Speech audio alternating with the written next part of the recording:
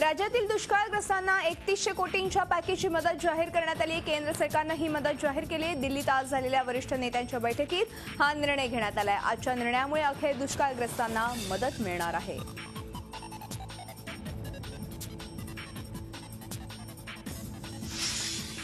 उस्मानाबाद येथील आर्थिक फसवणुकीप्रकरणी समृद्ध जीवन कंपनीचा मालक महेश मोतेवार याला कोर्टाने 3 दिवसांची पोलीस कोठडी सुनावली आहे। त्यामुळे मोतेवारची रवानगी जेलमध्ये करण्यात आली आहे। तर दुसरीकडे 2 कथित चिटफंड घोटाळ्यांप्रकरणी सीबीआयने समृद्ध जीवनच्या तब्बल 58 ठिकाणांवर छापे मारले। समृद्ध जीवन नावाने चिटफंड कंपनी काढून जास्त व्याजाचा आमिष दाखवून अनेकांना गंडा घातल्याचा आरोप करण्यात येतोय। छापा टाकण्यात आलेल्यांपैकी 40 ठिकाणं पुण्यात आहेत। तसंच नाशिक, औरंगाबाद, सोलापूर आदी शहरांमध्येही कारवाई सुरू आहे। ओडिसातल्या 2 स्थळांवरही सीबीआयने छापे टाकले। समृद्ध जीवनचा मालक महेश मोतेवार याला उस्मानाबाद पोलिसांनी सोमवारी अटक केली आहे। त्यानंतर आता कंपनीच्या गोरखधंद्याचं बिंग फुटायला लागलंय। ओडिसा आणि मध्य प्रदेशातल्या गुन्ह्यांबाबतही पोलीस माहितीची देवाणघेवाण करणार आहेत। उमरगा न्यायालयातील कायदेशीर प्रक्रिया पार पडल्यानंतर आरोपी महेश मोतेवार याला ग्वाल्हेर आणि ओडिसातल्या पोलीस ठाण्यांच्या फेऱ्या माराव्या लागतील हे नक्की।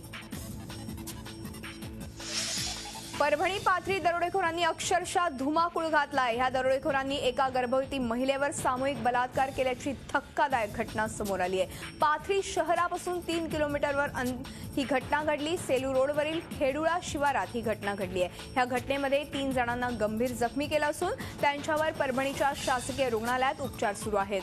काल रात्री उशिरा घडलेल्या ह्या चालू केलं। यामध्ये पोलिसांनी 4 संशयितांना ताब्यात घेतलं असून पुढील तपास सध्या सुरू आहे। सोशल मीडियाचा अतिवापर जितका वाईट तितका चांगलाही आहे। कारण व्हॉट्सअपच्या माध्यमातून एखादी क्रांतीही घडू शकते किंवा एखाद्या गावाचा चेहरा मोहराही बदलू शकतो। परभणी गावातल्या तरुणांनी गाव स्वच्छता मोहिमेत पुढाकार घेतला, तो व्हॉट्सअपच्या माध्यमातूनच। गाव संपूर्ण हगणदारी मुक्त करण्याचा संकल्प करण्यात आला आणि तो तडीसही नेला। इतकंच काय, गावाचे रस्ते आणि गटारं देखील या तरुणांनी स्वच्छ करून टाकली। गावकऱ्यांमध्ये जोपर्यंत स्वच्छतेचं महत्त्व पटणार नाही तोपर्यंत गांधीगिरी करत एक ग्रुप गावात येऊन ही ग्रामस्वच्छता मोहीम पुढे सुरू ठेवणार आहे। नाशिक शहर परिसरात आलेल्या थंडीचा फटका आता द्राक्ष उत्पादकांना बसू लागलाय। वाढत्या थंडीमुळे द्राक्ष मण्यांना तडे जाणं, फुगवणं कमी होणं, रोगाचा प्रादुर्भाव होण्याची दाट शक्यता व्यक्त केली जात असल्यानं द्राक्ष बागा वाचवण्यासाठी शेतकरी हर तऱ्हेचे प्रयत्न करताना दिसून येतोय। अवकाळी पाऊस, गारपीट, पाणी टंचाईचा सामना करून वाचवलेल्या ह्या द्राक्ष बागा आता वाढत्या थंडीमुळे संकटात सापडल्या आहेत। ह्या परिस्थितीवर मात करण्यासाठी कृषी अधिकारी शेतीमध्ये रात्रीच्या वेळी पाणी सोडणं, धूर करून बागेत ऊब निर्माण करणं, तज्ज्ञांच्या मार्गदर्शनानुसार औषध फवारणी करण्याचा सल्ला देत आहेत। नाशिक महानगरपालिका शिक्षण मंडळाच्या वतीनं माध्यमिक शाळेतील विद्यार्थ्यांसाठी विज्ञान स्पर्धेचं आयोजन करण्यात आलंय। यात मनपा शाळेच्या विद्यार्थ्यांसह खासगी शाळेतील विद्यार्थ्यांनीही सहभाग नोंदवला। विद्यार्थ्यांमध्ये वैज्ञानिक दृष्टिकोन निर्माण व्हावा, त्यांच्या कलागुणांना, कल्पनांना वाव मिळावा, यासाठी प्रदर्शनाचं आयोजन करण्यात आलं होतं। स्मार्ट सिटी, सौर ऊर्जा, कमी पाण्याची कमी, मातीतली शेती, नदी प्रदूषण अशा वेगवेगळ्या विषयांवर विद्यार्थ्यांनी आपले प्रकल्प यावेळी सादर केले। विज्ञान प्रदर्शनाच्या माध्यमातून मनपाच्या बीडी भालेकर शाळेला ऊर्जितावस्था देण्याचा प्रयत्न करण्यात आला। मात्र विद्यार्थ्यांना पुरेशा लाईटची सोय देखील नसल्यानं अनुप्रकाशातच विद्यार्थ्यांना आपल्या प्रकल्पाची माहिती द्यावी लागली।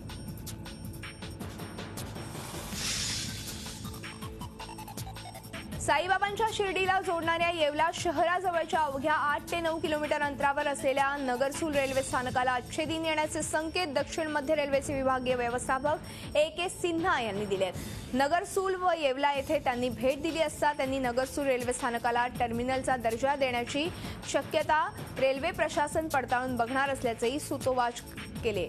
खासदार हरिश्चंद्र चव्हाण हे पाठपुरावा करत असलेल्या नगरसूल रेल्वे टर्मिनल व जलद रेल्वेंना थांबा मिळणे ह्या मागण्यांचा सकारात्मक विचार करून तात्काळ निर्णय घेऊ अशी ग्वाही सिन्हा यांनी दिली आहे। अकोला शहरातील 56 अवैध धार्मिक स्थळांवर महापालिका कारवाई करणार आहे। येत्या 4-5 दिवसात ही धार्मिक स्थळं पाडण्यात येणार असल्याची माहिती आयुक्त अजय लहाने यांनी दिली आहे। कारवाईच्या पहिल्या टप्प्यात 2009 नंतर अस्तित्वात आलेल्या 56 धार्मिक स्थळांवर कारवाई केली जाणार आहे। शहरात 2009च्या आधीची 680 अवैध प्रार्थना स्थळं आहेत। शहरातील मुख्य रस्ते, प्रभागातील अंतर्गत रस्ते यासह रस्त्यालगत धार्मिक स्थळं उभारण्यात आली आहेत। यामध्ये विविध धर्माच्या धार्मिक स्थळांचा समावेश आहे। मुख्य रस्त्यालगत धार्मिक स्थळांचा समावेश असल्यानं अनेकदा रस्ता रुंदीकरण करताना प्रशासनाला अडचणींचा सामना करावा लागतो। या संदर्भात न्यायालयानेही आदेश दिलेत। त्यामुळे अकोला महापालिका येत्या 4-5 दिवसात ही धडक कारवाई करणार आहे।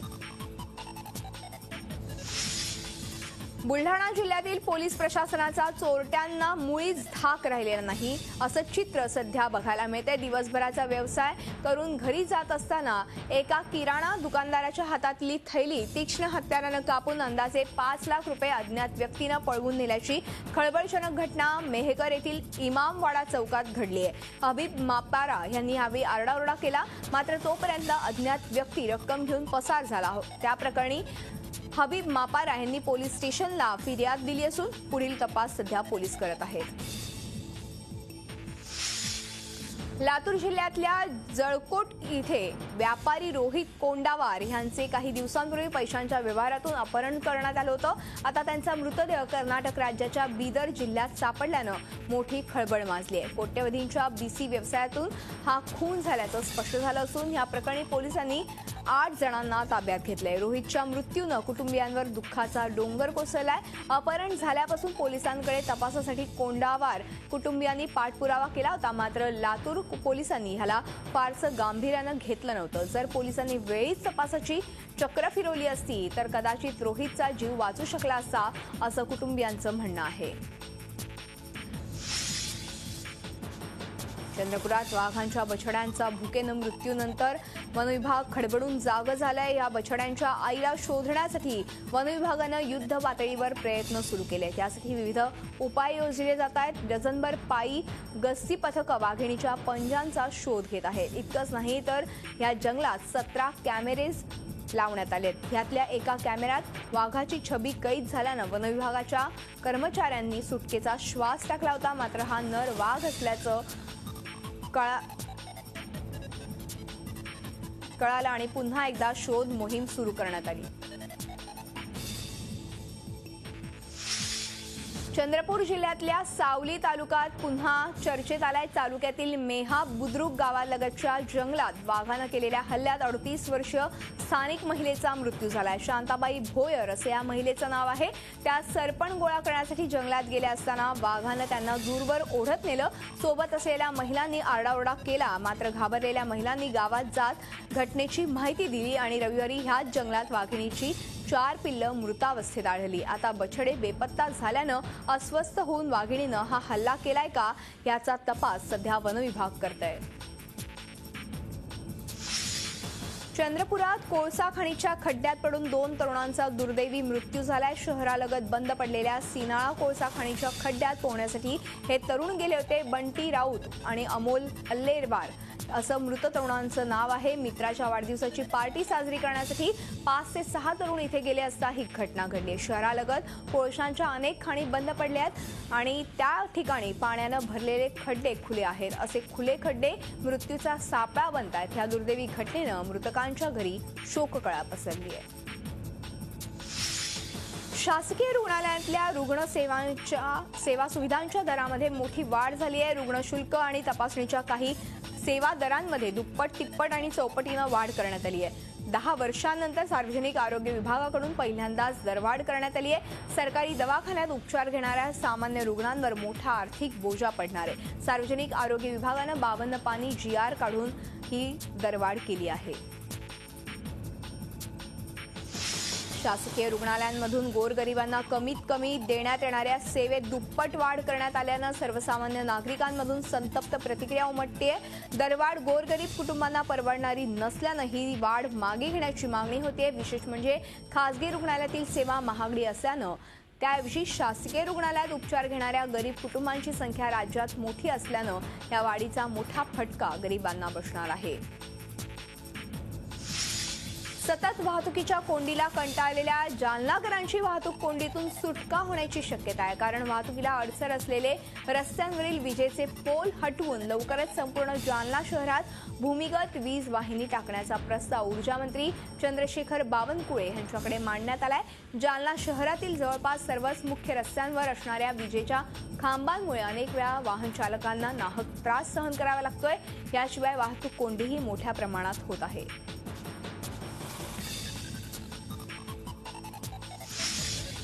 कोल्हापूर विधान परिषद निवडणूक पहिल्यांदाच अत्यंत चुरशीची झाली आहे। ह्या निवडणुकीसाठी जिल्ह्यात 100% मतदान झाले, त्यामुळे उद्या होणाऱ्या मतमोजणीकडे सगळ्यांचंच लक्ष लागून आहे। असं असलं तरी ह्या निवडणुकीमुळे जिल्ह्यात नव्या राजकीय समीकरणांचा उदय होणार आहे। अनेक राजकीय पंडितांनी काँग्रेसचे उमेदवार सतेज पाटील यांचं पारडं जड असल्याचं भाकीत केलंय।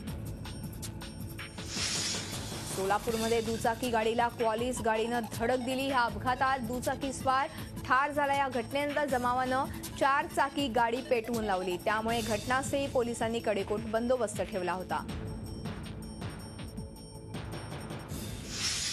पंढरपूरमध्ये गर्भलिंग निदान करणाऱ्या टोळीला गजाआड करण्यात आलंय। एका कारमध्ये गर्भलिंग निदान केलं जात असल्याचं उघडकीस आलं।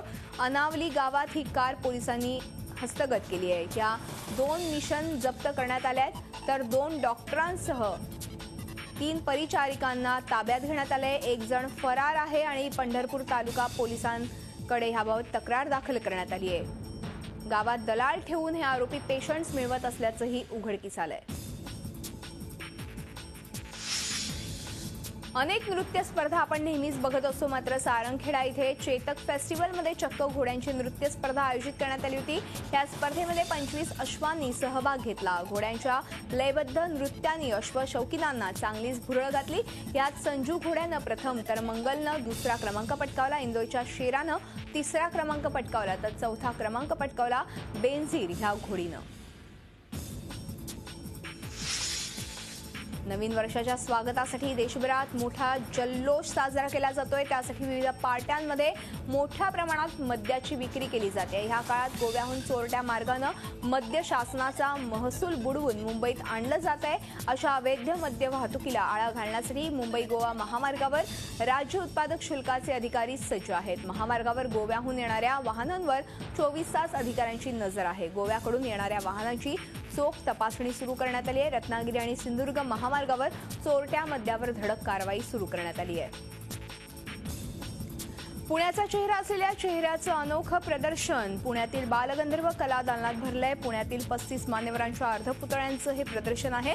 विशेष म्हणजे व्यवसायानं डेंटिस्ट असलेल्या डॉक्टर मुकुंद राईकुलकर यांनी ह्या शिल्पकृती साकारल्या आहेत। सांस्कृतिक, शैक्षणिक, सामाजिक, राजकीय, व्यावसायिक अशा विविध क्षेत्रातील नामवंतांचे चेहरे राईलकर यांनी घडवले आहेत। ही शिल्प आणि संबंधित व्यक्तींना समोरासमोर पाहून अचंबित व्हायला होतं। काँग्रेसच्या मुखपत्रामध्ये प्रसिद्ध झालेल्या लेखामुळे काँग्रेस कार्यकर्त्यांची मान शर्मेनं खाली गेली आहे। त्यामुळे केवळ ह्या लेखाचे लेखक सुधीर जोशींवर कारवाई केल्यानं हा विषय मिटणार नाहीये, तर संपूर्ण प्रकरणाची चौकशी होऊन संबंधितांवरती कारवाई झाली पाहिजे अशी मागणी काँग्रेस नेते जनार्दन चांदोरकर यांनी केली आहे। त्याचप्रमाणे संधी साधू राजकारण करणाऱ्यांपासून काँग्रेसनं ह्यापुढच्या काळात सावध राहायला पाहिजे असा सल्लाही त्यांनी दिला आहे।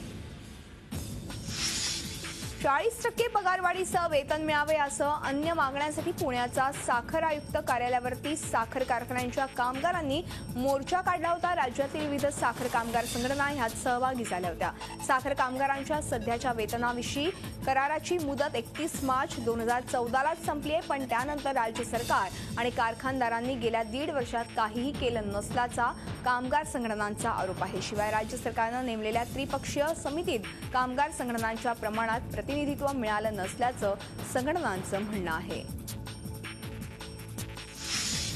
आयटी हब म्हणून प्रसिद्ध असलेली हिंजवडी बलात्काराच्या घटनेनं हादरून गेले। इन्फोसिस कंपनीचं उपहारगृह एका खासगी ठेकेदाराला चालवण्यात देण्यात आलं।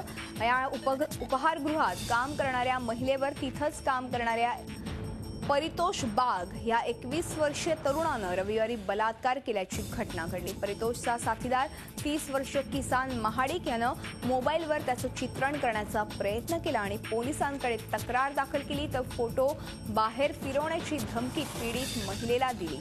पीडित महिलेनं यासंबंधी हिंजवडी पोलीस स्टेशनमध्ये तक्रार दाखल केली आहे। सध्या हिंजवडी पोलिसांनी दोन्ही आरोपींना ताब्यात घेतलंय। 31च्या पार्श्वभूमीवर मुंबई पोलिसांनी 25 डिसेंबर ते 31 डिसेंबरपर्यंत डोंट ड्रंक अँड ड्राईव्ह मोहीम जोरात सुरू केली आहे। तशी ही मोहीम वर्षभर राबवली जाते, पण वर्षाच्या या शेवटच्या आठवड्यात मुंबई वाहतूक पोलीस ही मोहीम विशेष रूपात राबवतात। त्यामुळे झी मीडियाही मुंबईकरांना आवाहन करतं की फक्त ह्याच आठवड्यात नाही तर कधीच दारू पिऊन गाडी चालवू नका, कारण जीवन हे अमूल्य आहे। जगातील सर्वात कार्यक्षम पोलीस दल अशी ओळख असणाऱ्या मुंबई पोलिसांनी ट्विटर या सोशल नेटवर्किंग साइट्सवर एंट्री केली आहे। मुंबई पोलीस आयुक्त आणि पोलीस दलाचे 2 ट्विटर हँडल सोमवारपासून सुरू झालेत, तर लवकरच फेसबुकच्या माध्यमातून मुंबईकरांपर्यंत पोहोचण्याचा मानस पोलीस आयुक्त अहमद जावेद यांनी व्यक्त केला। एकाच दिवसात दोन्ही हँडल मिळून 10,000 मुंबईकरांनी पोलिसांचं स्वागत केलंय। शिवसेना प्रमुखांच्या शिवाजी पार्कवर असलेल्या स्मृतीस्थळावरील अखंड ज्योतीचा खर्च बीपीसीएल कंपनी करणार आहे। केंद्रीय पेट्रोलियम मंत्री धर्मेंद्र प्रधान यांनी या संदर्भात घोषणा केली आहे। बाळासाहेब ठाकरेंच्या स्मृतीस्थळावरील अखंड ज्योतीचा खर्च महिन्याकाठी सुमारे 1 लाख रुपये इतका आहे। त्यामुळे एकीकडे सरकार गॅस सबसिडीत कपात करत असताना सर्वसामान्यांच्या पैशातून ही उधळपट्टी कशाला, अशा उद्विग्न प्रतिक्रिया सर्व स्तरातून उमटतायत। त्या ज्योतीचा खर्च याआधी मुंबई महापालिकेकडे होता, मात्र तो केंद्र सरकारनं उचलावा अशी शिवसेना खासदार राहुल शेवाळ यांनी सांगितलं होतं। मात्र त्यानंतर सोमवारी हा अखंड ज्योतीचा खर्च केंद्र सरकार उचलणार असल्याची घोषणा केंद्रीय पेट्रोलियम मंत्री धर्मेंद्र प्रधान यांनी केली आहे। झी 24 तास रहा एक पाऊल पुढे।